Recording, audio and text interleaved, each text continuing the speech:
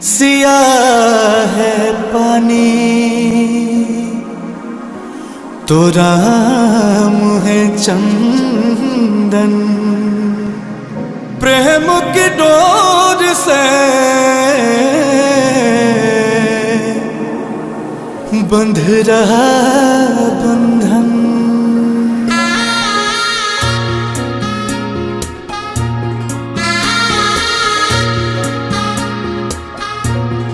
सातों जन्मों का जुड़ रहा बंधन, सातों जन्मों का जुड़ रहा बंधन।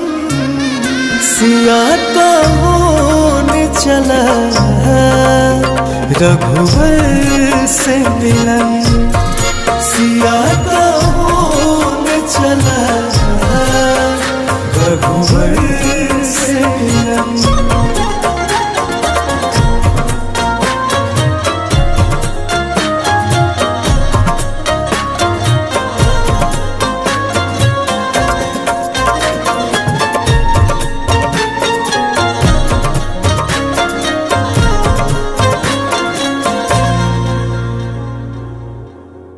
दोनों मिलके अब एक होने चले, नए रिश्तों का बीज बोने चले। वो दोनों मिलके एक होने चले, नए रिश्तों का बीज बोने चले। एक दूजे को कर रहे अर्पण, एक दूजे को कर रहे अर्पण।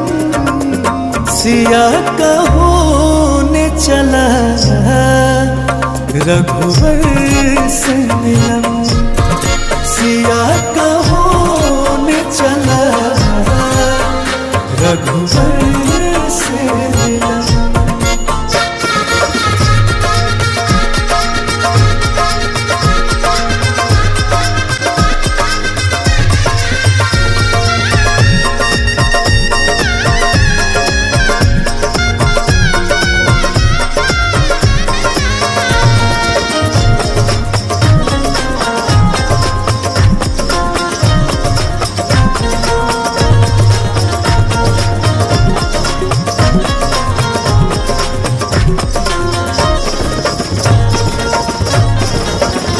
भरने को आ रही है सिया, सहमति राम की आँखों ने दिया।